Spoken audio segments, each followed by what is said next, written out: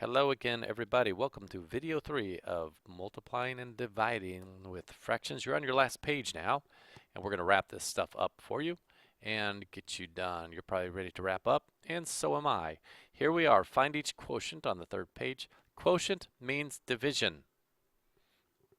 So this means 40 divided by -10. Okay, so recall if we divide a positive divided by a negative, that's a negative number. So you want to figure that out first, and then you just divide the absolute values. 40 divided by 10, 4, -4. There it is. Determine the sign first. Number 2, 39 divide 13. Positive divided by a positive is positive, and that goes in there 3 times. It's that easy.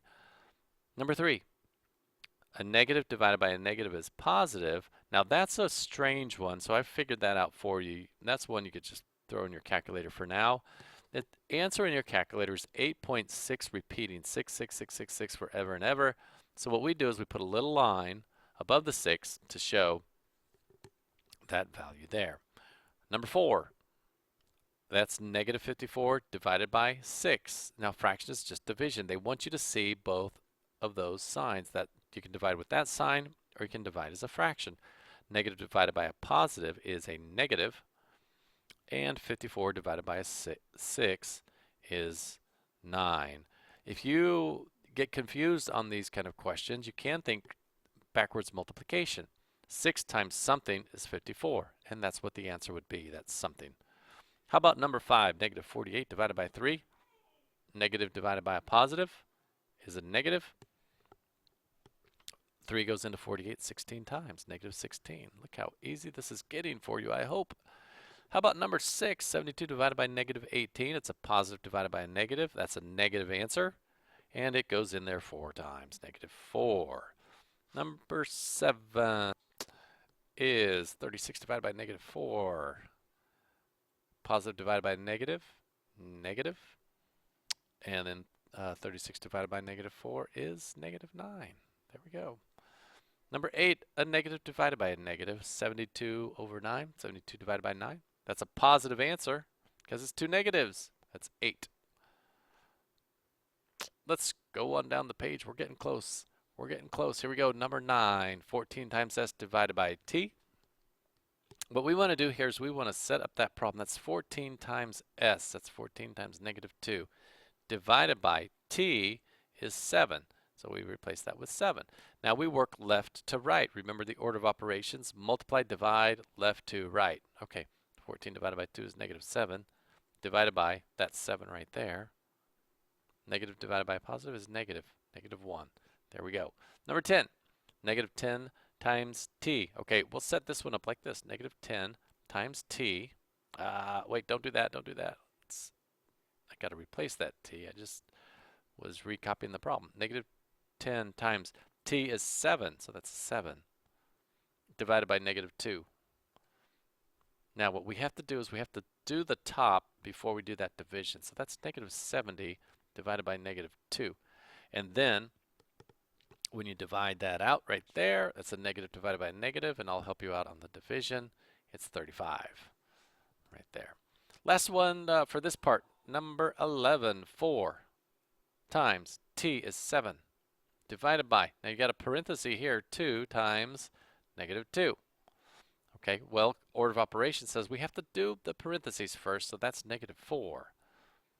And that's 4 times 7 divided by -4. Now we go left to right, because there's no more parentheses. That's 28 divided by -4.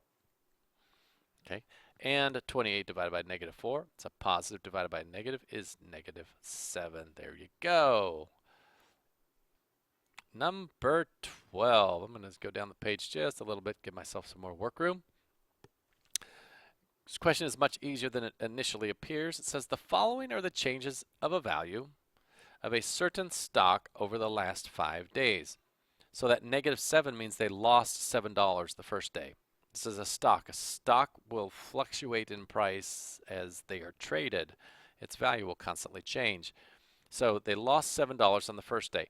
Then they went up $3 the second day, plus $6 on the next day, then down 2, then down 5. It says find the mean.